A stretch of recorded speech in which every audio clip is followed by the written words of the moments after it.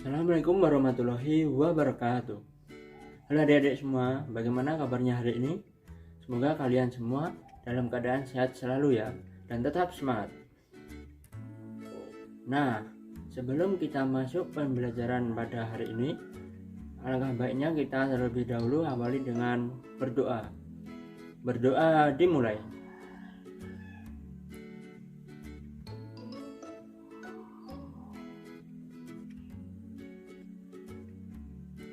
Berdoa selesai.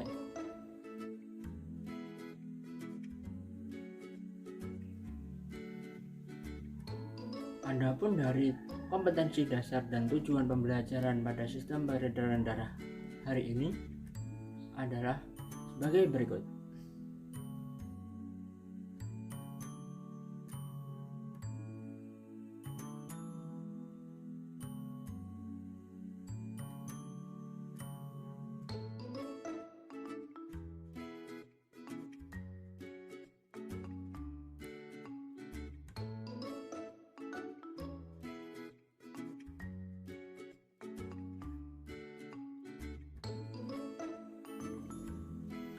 Nah, sebelumnya kakak mau tanya nih kepada adik-adik semua, apakah adik-adik semua pernah jatuh dari sepeda atau sepeda motor? Atau ada yang pernah tertusuk jarum? Bagaimana kulit Anda semua? Nah, kira-kira apa yang terjadi pada kulit Anda? Ya betul, keluar darah. Nah, kira-kira darah itu apa sih adik-adik? Darah adalah cairan yang ada di dalam tubuh kita yang berperan sangat penting loh dalam tubuh kita. Yang pertama adalah darah mengedarkan oksigen, hormon, nutrisi dan zat-zat kimia yang lain dalam tubuh kita. Dan yang kedua, darah mengangkut karbon dioksida dan sisa-sisa metabolisme untuk keluar dari tubuh kita. Dan yang ketiga, darah berfungsi untuk mengusir kuman dan penyakit yang masuk di dalam tubuh kita, serta menjaga suhu tubuh kita untuk selalu stabil.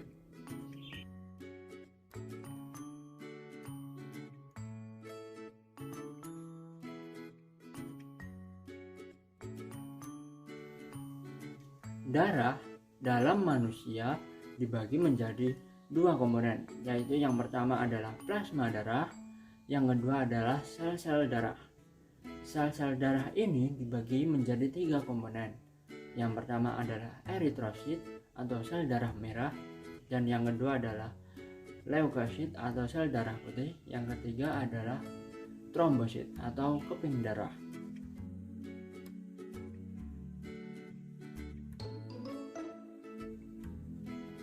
Nah, yang pertama adalah plasma darah.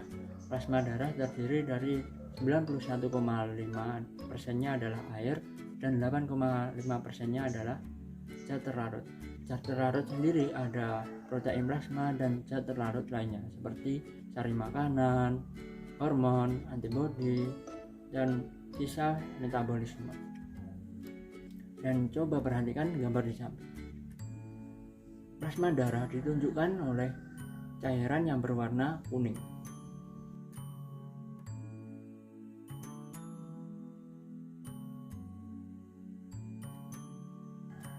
Selanjutnya yang kedua adalah eritrosit atau sel darah merah yang mempunyai ciri-ciri. Yang pertama adalah berbentuk bulat pipih yang tengahnya cekung, dan yang kedua adalah tidak memiliki inti sel, dan yang ketiga adalah mempunyai hemoglobin yang berfungsi sebagai mengedarkan oksigen ke seluruh tubuh.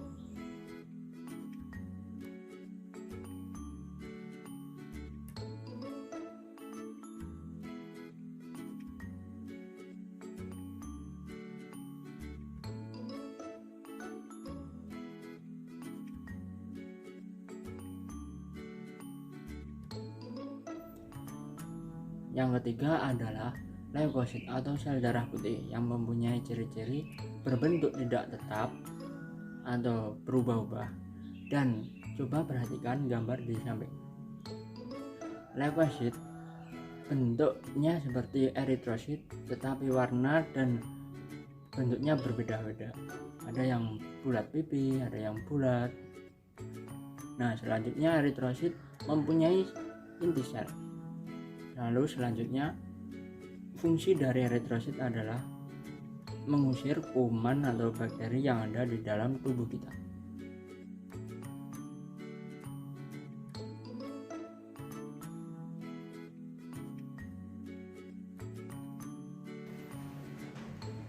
Yang terakhir adalah trombosit atau keping darah yang mempunyai ciri-ciri bentuknya beraneka ragam seperti gambar di samping, berbentuk bulat bergranula. Ciri yang kedua adalah tidak mempunyai inti sel, serta yang ketiga mempunyai peran dalam proses pembekuan darah pada saat terjadi luka.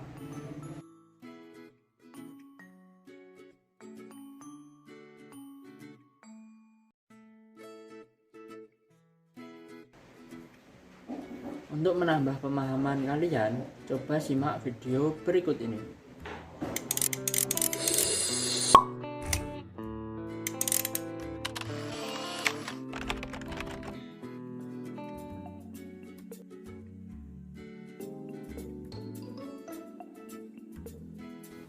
Pembekuan darah atau hemostasis adalah serangkaian proses untuk mencegah tubuh kita kehilangan banyak darah saat pembuluh darah kita terluka.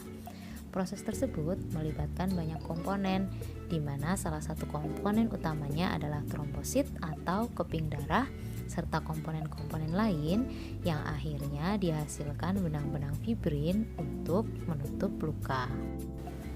Proses ini dimulai dengan menempelnya trombosit pada permukaan darah yang kasar dan pecah, kemudian mengeluarkan suatu enzim namanya adalah trombokinase. Enzim trombokinase nantinya akan mengubah protrombin menjadi trombin.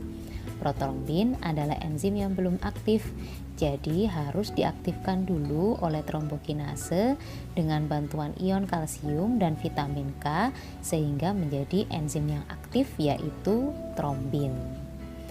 Tanpa adanya kalsium dan vitamin K, proses perubahan ini akan memakan waktu yang lebih lama. Dan nantinya trombin yang dihasilkan akan merubah fibrinogen, yaitu protein yang larut dalam plasma darah, menjadi benang-benang fibrin dan kemudian akan menutup luka. Lebih singkatnya, saat pembuluh darah terluka, trombosit akan mengeluarkan enzim trombokinase yang akan mengubah protrombin menjadi trombin dengan bantuan ion kalsium dan vitamin K.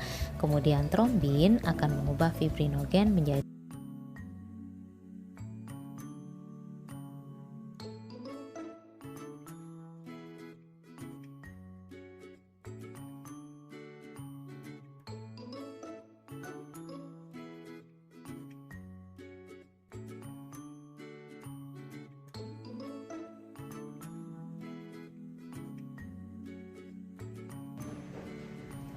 Darah dalam tubuh manusia mengalir dalam pembuluh darah. Nah, pembuluh darah dibagi menjadi 3 bagian. Yang pertama adalah pembuluh darah arteri, yang kedua adalah pembuluh darah vena, dan yang ketiga adalah pembuluh darah kapiler. Pembuluh darah merah ditunjukkan pada gambar di samping berwarna merah, sedangkan pembuluh darah vena ditunjukkan pada gambar di samping yang berwarna biru. Sedangkan pembuluh kapiler adalah pembuluh darah yang berada di antara pembuluh darah vena dan pembuluh darah arteri yang menggabungkan keduanya dan berupa pembuluh darah kecil-kecil.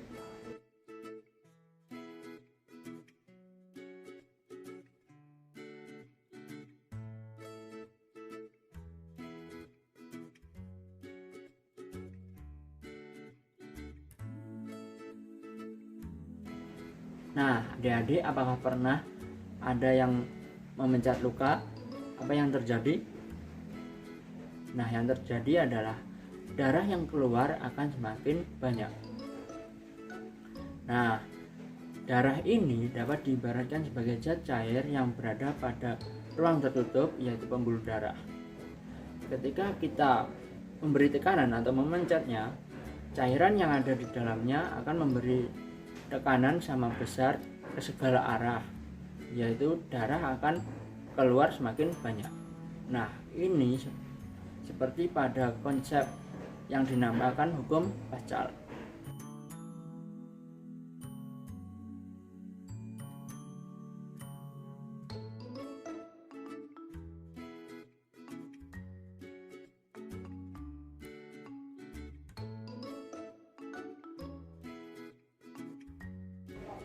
Nah, sekarang coba letakkan telapak tangan kalian ke dada masing-masing. Apa yang adik-adik rasakan ketika telapak tangan menempel pada dada kalian masing-masing? Nah, pastinya adik-adik akan merasakan detak jantung. Kira-kira mengapa ya jantung itu berdetak? Ya, karena jantung kita berdetak itu karena melakukan fungsinya, yaitu memompa darah dari jantung menuju ke seluruh tubuh.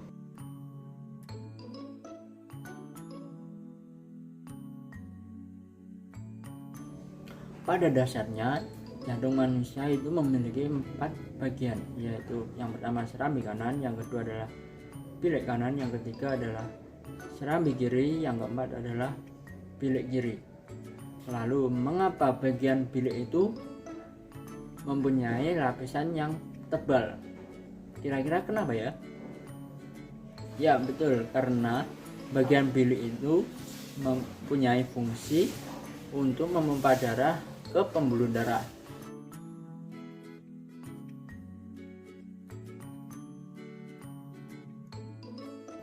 Nah, untuk menambah pemahaman adik-adik tentang cara kerja jantung, coba perhatikan video ini.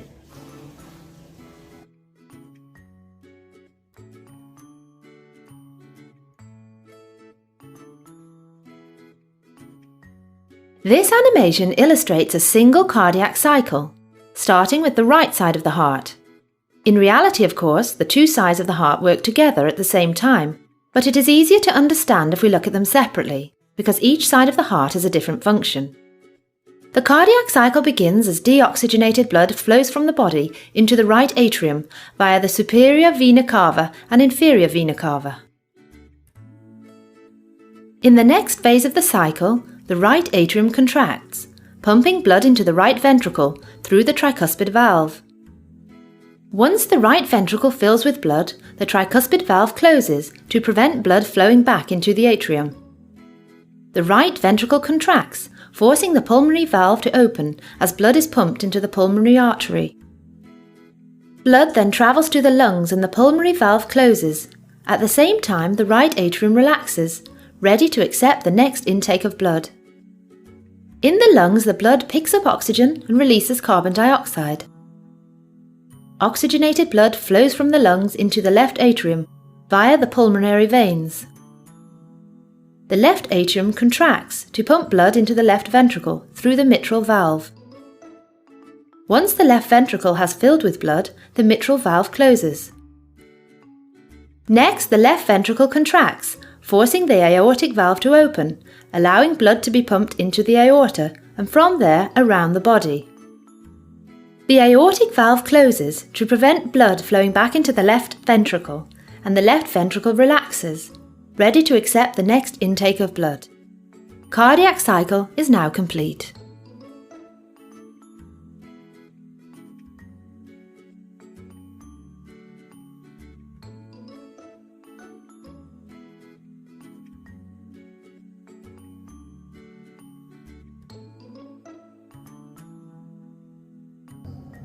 Nah, masuk pada subbab yang ketiga, yaitu mekanisme peredaran darah.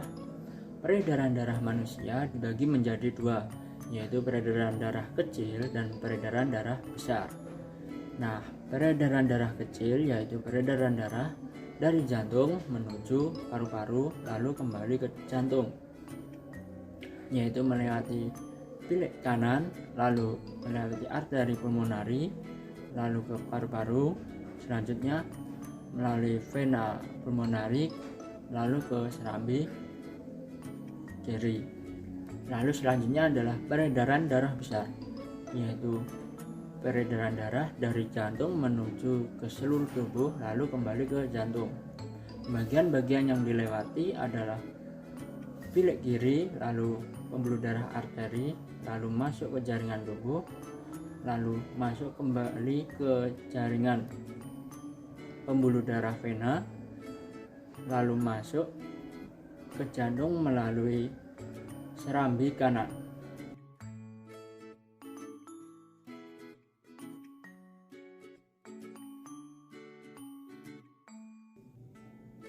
Memasuki sebab selanjutnya adalah gangguan pada sistem peredaran darah.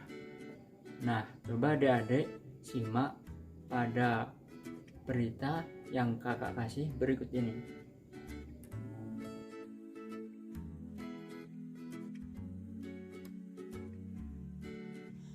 Penyakit kardiovaskuler masih menjadi ancaman dunia dan merupakan penyakit yang berperan utama sebagai penyebab kematian nomor 1 di seluruh dunia.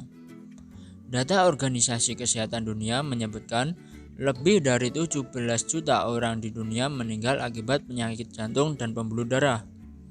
Berdasarkan data Riset Kesehatan Dasar tahun 2018, angka kejadian penyakit jantung dan pembuluh darah semakin meningkat dari tahun ke tahun. Setidaknya 15 dari 1.000 orang atau sekitar 2.078.464 individu di Indonesia menderita penyakit jantung. Berbagai spektrum penyakit kardiovaskuler diantaranya adalah penyakit jantung koroner, penyakit jantung bawaan, gagal ginjal, gagal jantung, gangguan irama jantung, dan penyakit katup jantung. Saat ini, penyakit jantung koroner masih berkontribusi sebagai stat run penyakit jantung terbanyak di seluruh dunia dan menyebabkan tingkat kematian yang tinggi. Diperkirakan bahwa di seluruh dunia PJK pada tahun 2020 menjadi pembunuh pertama tersering, yakni sebesar 36%. Dari seluruh kematian, angka ini 2 kali lebih tinggi dari angka kematian akibat kanker. Di Indonesia dilaporkan PJK yang dikelompokkan menjadi penyakit sistem sirkulasi merupakan penyebab utama dan pertama dari seluruh kematian, yakni sebesar 26,4%.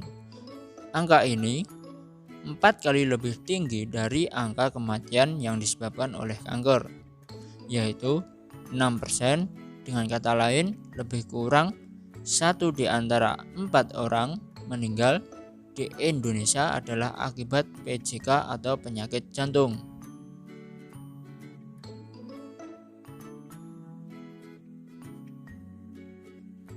Penyakit jantung koroner atau PJK adalah gangguan fungsi jantung akibat otot jantung kekurangan darah karena penyumbatan atau penyempitan pada pembuluh darah koroner akibat kerusakan lapisan dinding pembuluh darah atau aterosklerosis.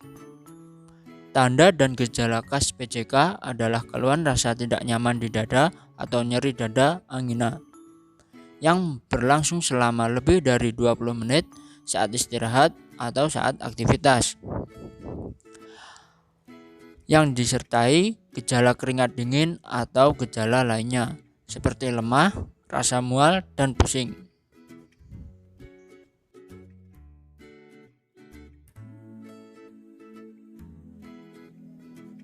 Nah, setelah adik-adik menyimak berita tadi, maka kita dapat menyimpulkan bahwasannya jantung merupakan organ yang sangat penting bagi tubuh kita.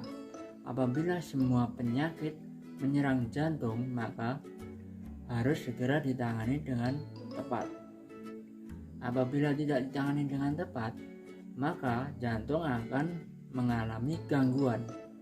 Nah, gangguan ini dapat menyebabkan sistem peredaran darah kita menjadi terganggu juga.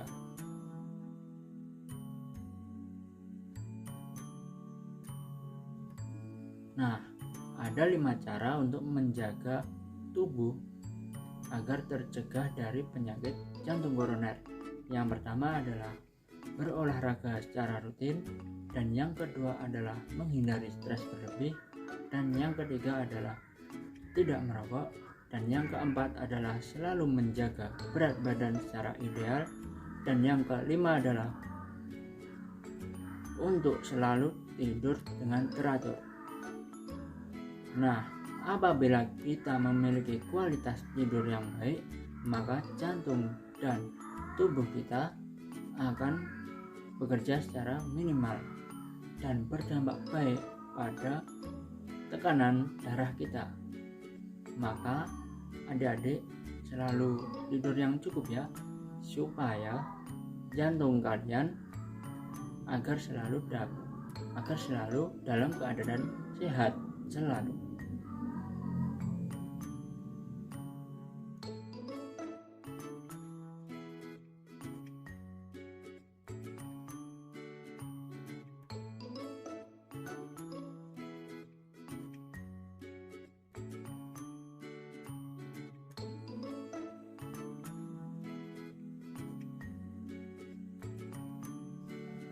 Nah, untuk menambah wawasan kalian, kakak mempunyai kegiatan investigasi, yaitu ambil handphone kalian, lalu ketik di mesin pencarian atau Google, lalu ketik kata kunci gangguan pada sistem peredaran darah manusia, lalu tulis semua sebanyak-banyaknya pada lembar kerja kalian, baik itu penyebab, penyakit, lalu cara mencegahnya. Nah, setelah itu kumpulkan tugas kalian, lalu kumpulkan pada link berikut ini.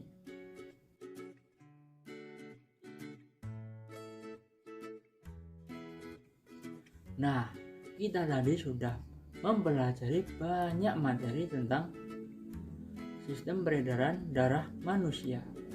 Yang pertama tadi apa? Apa itu darah? Yang kedua, apa fungsi darah? Dan yang ketiga, tekanan darah. Dan yang keempat, komponen-komponen darah. Dan yang kelima, pembuluh darah. Dan yang keenam adalah jantung. Dan yang kedua, fungsi jantung. Dan yang ketiga, bagian-bagian jantung. Dan yang keempat, peredaran atau mekanisme peredaran darah, yaitu ada dua. Dan yang pertama adalah peredaran darah besar, dan yang kedua adalah peredaran darah kecil. Dan yang ke-10 adalah gangguan pada sistem peredaran darah manusia. Nah, sampai saat ini apakah ada adik-adik semua yang ingin bertanya? Nah, apabila adik-adik ingin bertanya, silahkan untuk berkomentar di bawah ini. Nanti kakak akan menjawabnya satu persatu. Nah, untuk mengakhiri pembelajaran pada kali ini, mari kita semua membaca tahmid bersama-sama. Alhamdulillahirabbil alamin. Akhiron, assalamualaikum warahmatullahi wabarakatuh.